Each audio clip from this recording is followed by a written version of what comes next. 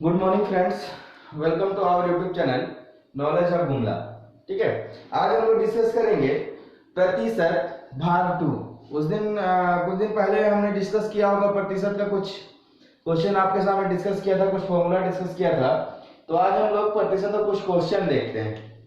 ठीक है, तो जैसे कि क्वेश्चन लिखा हुआ आपके सामने दिख रहा होगा, राम की आय श्याम की आय से 10% अधिक है, तो श्याम की आय राम की आय से कितना प्रतिशत कम होगा। ठीक है, उस दिन मैंने एक फॉर्मूला ही बताया था। ठीक है, अगर आपको फॉर्मूला अगर याद नहीं है तो कैसे बनाएंगे उसको देखते हैं। ठीक है, ये मान लीजिए राम है, क्वेश्चन नंबर 1 को डील करते हैं। ये राम है, ये श्याम है। ठीक है, क्या बोल रहा है, राम की आय श्याम की आय से 10% अधिक है। तो मान लेते हैं श्याम का आय जो है 100% है, राम इससे 10% अधिक है। 10% क्या है, अधिक है। तो ये क्या कितना हो जाएगा, 110%। ठीक है, अब पूछ रहा है श्याम की आय राम की आय से कितना परसेंट कम है, मतलब 100 जो है वो 110 से कितना परसेंट कम है। तो देखिए इसको कैसे बनाना होगा। तो एक सिंपल सा है, देखिए या फिर परसेंट अधिक वाला क्वेश्चन है आपके पास, ठीक है, या कम वाला क्वेश्चन है। परसेंट अधिक वाला क्वेश्चन आएगा या परसेंट कम निकालने का क्वेश्चन आएगा। तो हम लोग क्या करेंगे, ऊपर में दोनों के बीच का अंतर को लिखेंगे, है ना। बटे में क्या करेंगे, जिससे तुलना किया जाए। क्या करेंगे, जिससे तुलना किया जाए इनटू 100। ये आपका फॉर्मूला हो गया, अंतर बटे जिससे तुलना किया जाए गुना 100। ये दोनों में या फिर अधिक पूछेगा या कम पूछेगा, है ना। तो अंतर मतलब देखिए दोनों के बीच का अंतर कितना है, 10 है। अब देखिए कंपैरिजन किससे कर रहा है, श्याम की आय किससे कंपैरिजन कर रहा है, राम की आय से कंपैरिजन कर रहा है ना। तो राम का आय कितना है, 110 गुना 100। ठीक है, बस हो गया, ये खत्म हो गया आपका। कितना हो गया, 100/11, मतलब 9/1/11। ये आपका इतना प्रतिशत कम होगा। ये आपका आंसर हो गया। कि देखिए कितना आसान है। ये आपको वो फॉर्मूला r/100 प्लस r है, r/100 माइनस r है, तो उतना याद करने की जरूरत नहीं है। केवल आप इस फॉर्मूला से क्या कर सकते हैं, इसका आंसर निकाल सकते हैं। आप इसको नोट कर लें, हम लोग क्वेश्चन नंबर 2 डिस्कस करेंगे। नेक्स्ट क्वेश्चन देखते हैं हम लोग, क्वेश्चन नंबर 2। ठीक है, क्वेश्चन नंबर 2 हमें देखिए क्या है, ये भी सेम टाइप का क्वेश्चन है। आप लोगों को फॉर्मूला पता चल गया होगा। ठीक है, ये क्वेश्चन नंबर 1 में मिटा देता हूं। क्वेश्चन नंबर 2 आप लोग पढ़ लें, क्या लिखा हुआ है।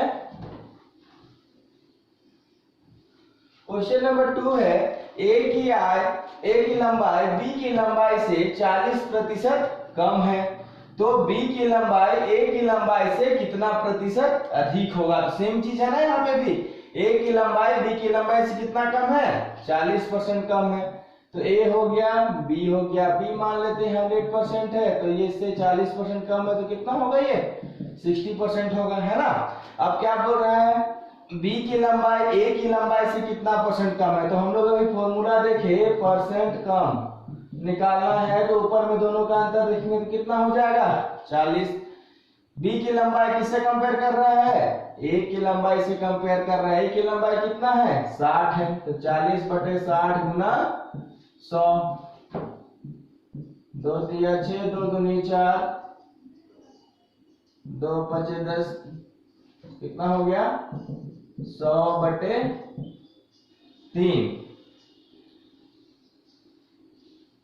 ठीक है, कितना हो गया, 100/3, तो कितना हो गया, 33/1/3 आपका आंसर हो गया। ठीक है, नोट कर लें इसे भी।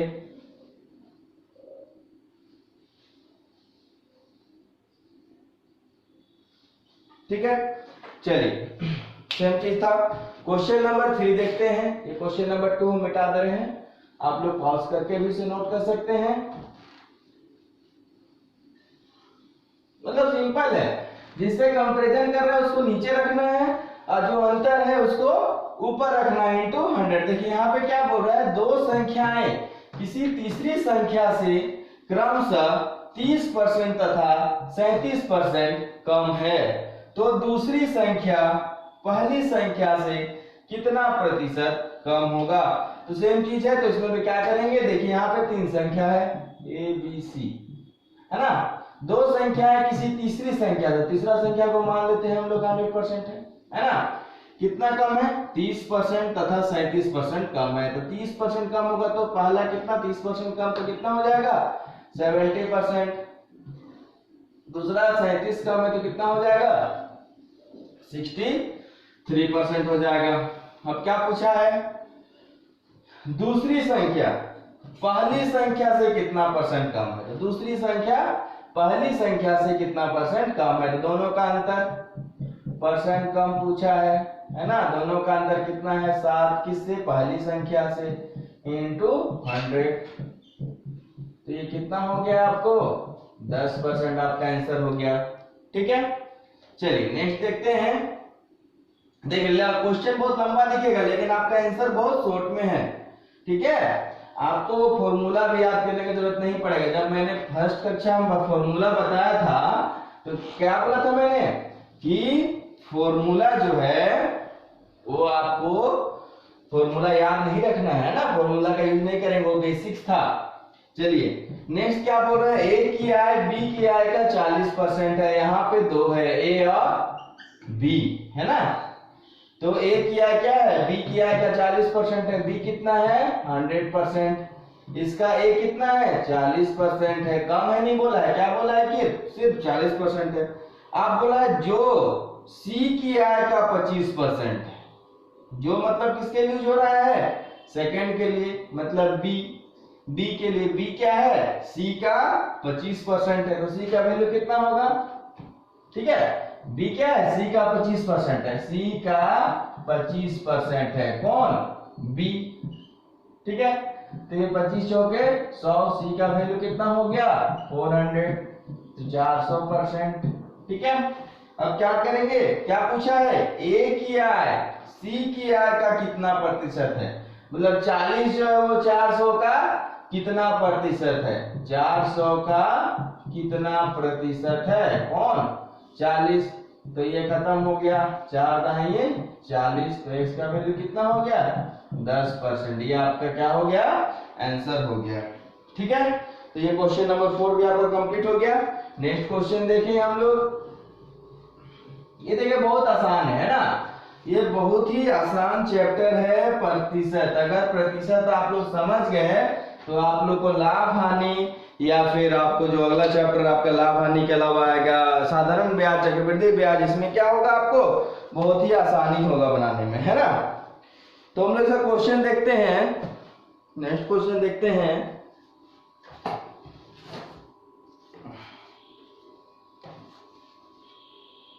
एक क्वेश्चन हम लोग देखते हैं, एक आदमी, लिखते हैं नेक्स्ट क्वेश्चन नंबर 5,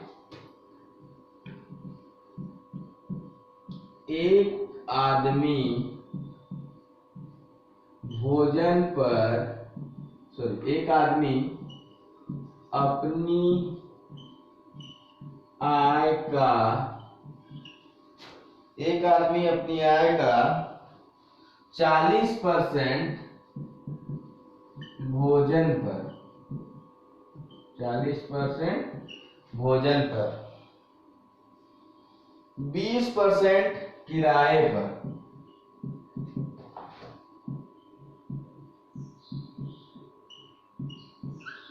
किराए पर, 12%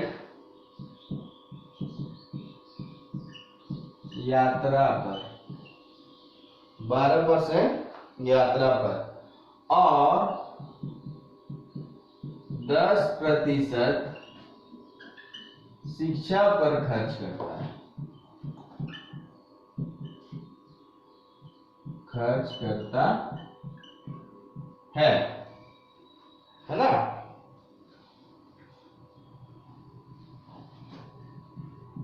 इन सभी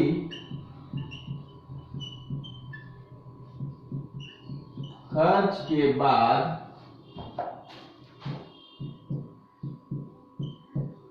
वह 7200 रुपये बचाता है तो यात्रा पर खर्च राशि क्या होगी। ठीक है, क्या बोल रहा है, एक आदमी अपनी आय का 40% भोजन पर, 20% किराए पर, 12% यात्रा पर, 10% शिक्षा पर खर्च करता है।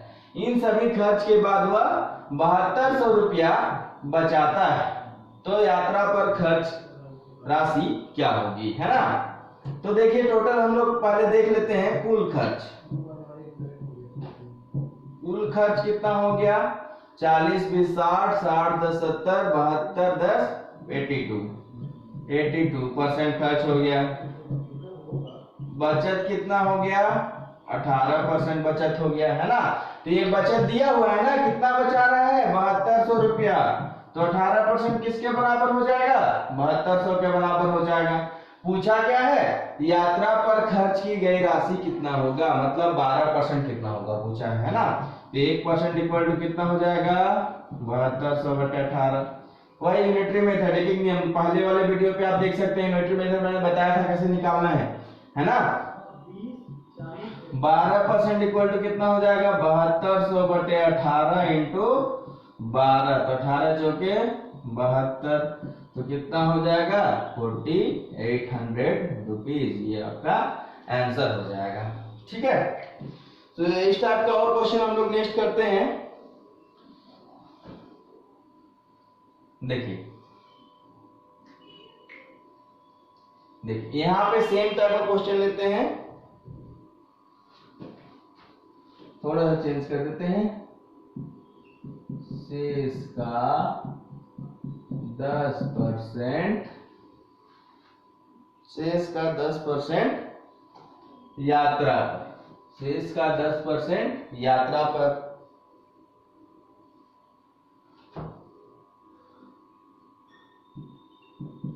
शेष का 16.2/3% शिक्षा पर खर्च करता है। इन सभी खर्च के बाद वह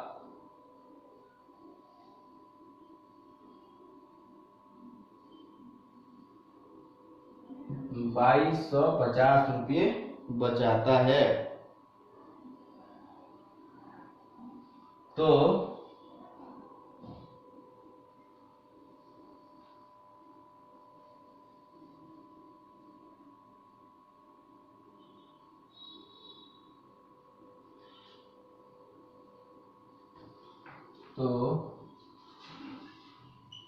शिक्षा पर खर्च राशि क्या होगी, ये मान लीजिए क्वेश्चन दिया हुआ है ना। शिक्षा पर खर्च राशि क्या होगी। अब देखिए क्वेश्चन थोड़ा सा डिफरेंट हो गया, क्वेश्चन चेंज हो गया है, थोड़ा सा चेंज हुआ है। क्या बोल रहा है, एक आदमी अपनी आय का 40% भोजन पर, शेष का 10% यात्रा पर, शेष का 16.2/3% शिक्षा पर खर्च करता है। तो इन सभी खर्च के बाद वह कितना बचा रहा है, 2250 रुपये। तो शिक्षा पर खर्च राशि क्या होगी। तो हम लोग इसमें कुल खर्च जोड़ सकते हैं क्या, कुल खर्च जोड़ सकते हैं, नहीं। क्यों नहीं जोड़ सकते हैं, क्योंकि इसमें शेष बोला है ना, जो बचेगा उसका बोला है, तो पहले निकालना पड़ेगा। देख रहे हैं भोजन पर कितना खर्च किया, भोजन पर कितना खर्च किया, वो 40%। अब शेष कितना बच जाएगा, टोटल आय उसका मान लेते हैं कितना था, आय हमेशा 100% होता है ना। भोजन पर 40 किया तो शेष कितना बचा, 60% बचा, है ना। अब इसका किस पे खर्च कर रहा है, यात्रा पर। अगर यात्रा पर देखेंगे तो कितना कर रहा है, 60 का 10%, मतलब शेष का 10% खर्च कर रहा है। तो कितना हो गया, 6%। अब शेष कितना बचा है उसके पास, 60 माइनस 6, 60% माइनस 6% इक्वल टू कितना, 54%। इसका 16 आप शेष। अब अगर देखेंगे किस पे कर रहा है खर्च, वो यात्रा पर। सॉरी यात्रा पर हो गया ना, शिक्षा पर, शिक्षा पर खर्च करना है। तो शिक्षा पर कितना खर्च कर रहा है, 54 का, ये कितना हो गया 16 × 48 2 50/3%, मतलब 50/3 इंटू 100, तो 50 दूनी 100, 3 18 54, 2 9 18, तो 9%। अब शेष कितना बच रहा है उसके पास, अब शेष कितना बच रहा है 54% माइनस 9%, मतलब कितना हो गया 45%। अब 45% बच रहा है, वही उसका क्या हो गया, बचत हो गया। तो 45% इक्वल टू कितना दिया हुआ है 2250 रुपये। आपको क्या निकालना है, क्या निकालना क्या है, शिक्षा पर खर्च। तो शिक्षा पर खर्च कितना किया है टोटल का 9% किया है, तो निकाल दीजिए 1% इक्वल टू कितना 2250/45, 9% इक्वल टू 2250/45 गुना 9, तो 9 × 45, 5 × 20, 2 5 × 25, तो कितना आ गया 450 रुपया आपका आंसर हो गया। देखिए बहुत आसानी से बन जाता है, थोड़ा सा इसमें टाइम टेकिंग होगा, बट इस टाइप का क्वेश्चन भी आप आराम से बना सकते हो। ठीक है, चलिए नेक्स्ट क्वेश्चन हम लोग डिस्कस करते हैं।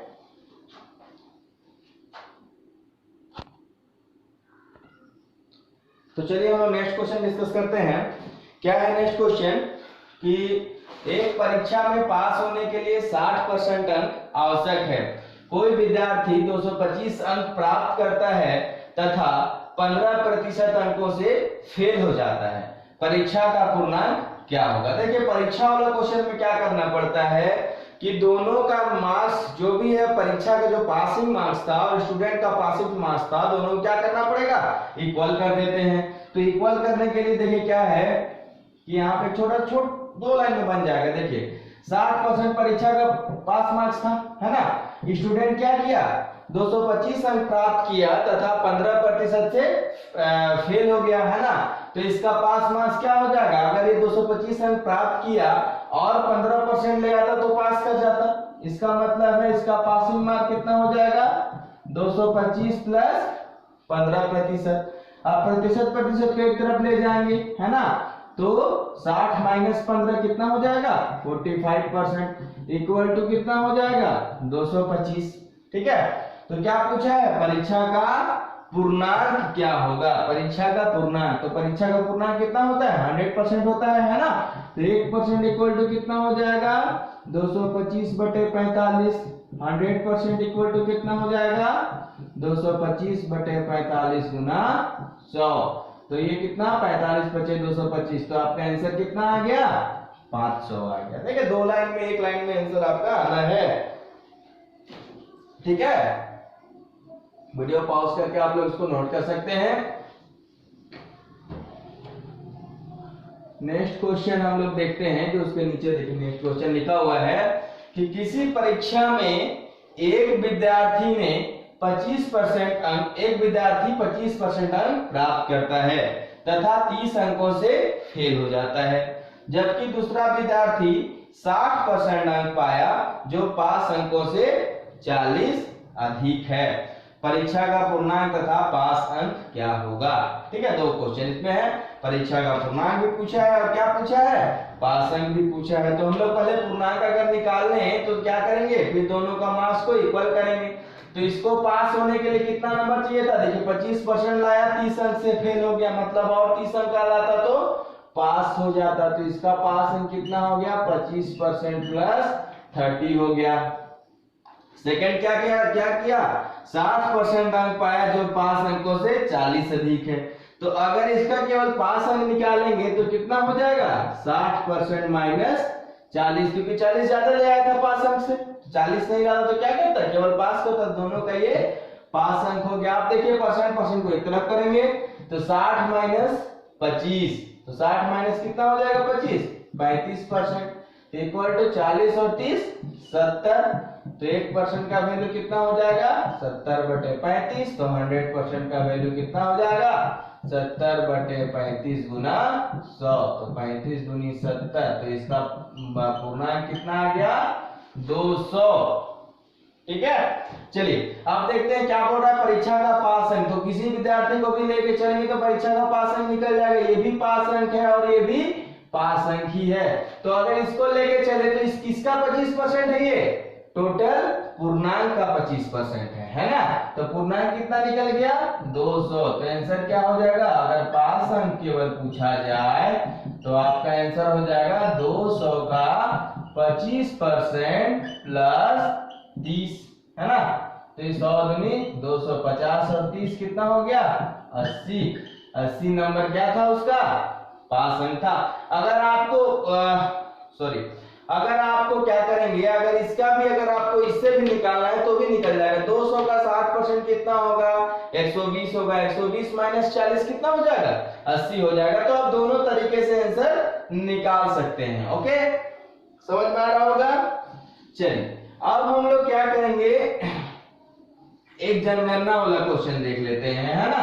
जनसंख्या वाला जो क्वेश्चन एग्जाम में आता है, हर एग्जाम के लिए इंपॉर्टेंट है। तो जनसंख्या वाला एक क्वेश्चन देखते हैं कि जनसंख्या वाला क्वेश्चन होता कैसे है ना।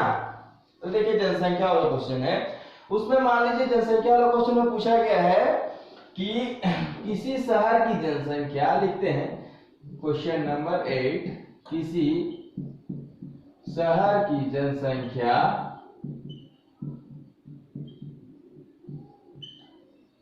2 लाख है।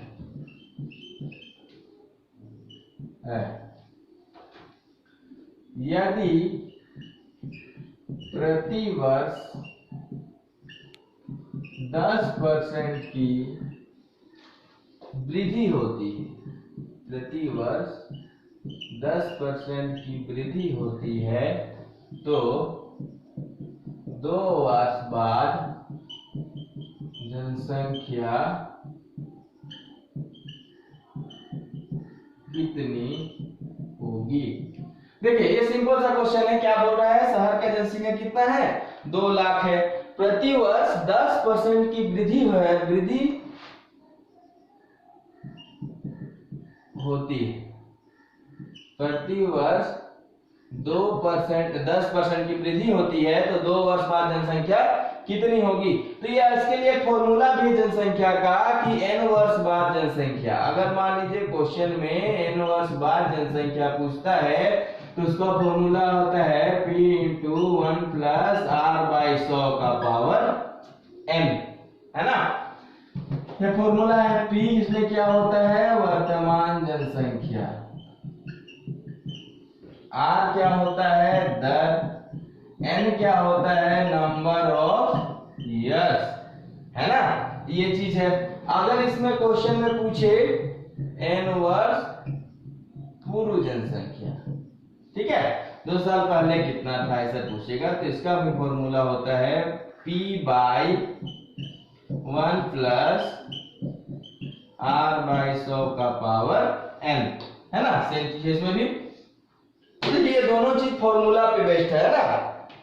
अगर विदाउट फॉर्मूला हम लोग निकालना चाहें तो कैसे निकालेंगे? बिना फॉर्मूला का, ठीक है।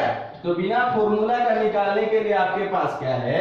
सिंपल सा तरीका है कि वर्तमान जनसंख्या देख रहे हैं कितना है, तो 2 लाख है ना। 2 वर्ष 10% बढ़ा, पहला साल 10% बढ़ा तो कितना हो जाएगा? 110/100। प्रीवियस वीडियो में मैंने बताया था अगर जनसंख्या बढ़ता है तो 100% में जोड़ेंगे, अगर घटता है तो 100 में माइनस करेंगे। तो यहाँ पे अगर जुड़ गया तो क्या हो गया? दोनों साल में 110 हो गया। यहाँ से आप निकाल लो, 0 0 कट गया, कितना हुआ? 121 00 × 20, तो 121 दूनी 242, 1 2 3, 2,42,000 जनसंख्या हो गया शहर का, है ना। तो इस टाइप का भी क्वेश्चन आपको एग्जाम में देखने को मिलेगा। अब एक क्वेश्चन लेके चलते हैं। किसी शहर की जनसंख्या, मान लेते हैं किसी शहर की जनसंख्या 10 करोड़ है ना। किसी शहर की जनसंख्या 10 करोड़ है। आने वाले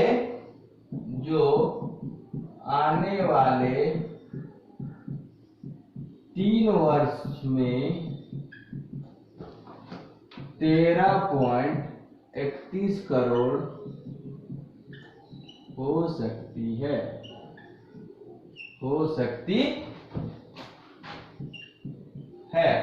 है ना। आने वाले 3 वर्षों में कितना हो सकती है? 13.31 करोड़ हो सकती है। तो वृद्धि दर प्रति वर्ष क्या होगी? इसमें क्या है, बोल रहा है शहर जनसंख्या कितना है? 10 करोड़ है, जो कि आने वाले 3 वर्षों में कितना हो सकती है? 13.31 करोड़ हो सकती है। ठीक है, तो इसमें आपको क्या दिया हुआ है? समय दिया हुआ है और कितना वर्तमान में है, कितना हो जाएगा n वर्ष बाद। तो n वर्ष अगर फॉर्मूला पे देखें तो फॉर्मूला से कैसे बन जाएगा? 13.31 करोड़ था। ठीक है, हो जाएगा n वर्ष बाद।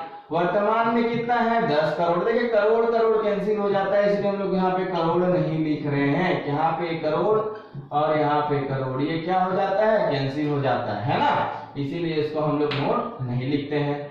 10 1 प्लस r तो आपको निकालना है, का पावर कितना हो जाएगा? 3 हो जाएगा। ये इसके नीचे जाएगा, अगर मान लेते हैं तो 13.31 बाई 10, ये पॉइंट हटाए तो 00 equal to 1 plus r by 100 का पावर 3। अब अगर दोनों साइड में पावर सेम कर दे तो पावर हमारा कैंसिल हो जाएगा, है ना। तो ये कितना क्यूब है? 1331, 11 का, ये कितना क्या है? 10 का, ये कितना हो जाएगा? 1 प्लस r बाई 100 का पावर 3। देखिए पावर सेम पावर कैंसिल, तो यहाँ पे r बाई 100 बराबर अगर लिखें तो 11/10 माइनस 1 तो होगा ना, ये 1 इधर जाएगा तो ठीक है।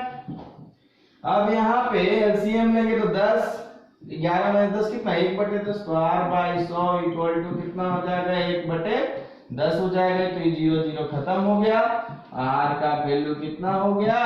10% आपका आंसर हो गया। ठीक है, तो ये एक फॉर्मूला पे बेस्ड है। अगर बिना फॉर्मूला का भी बनाना चाहे तो आप बना सकते हैं। ठीक है, तो बिना फॉर्मूला कैसे बनाएंगे उसको भी देख लेते हैं। वर्तमान में कितना है? 10 है।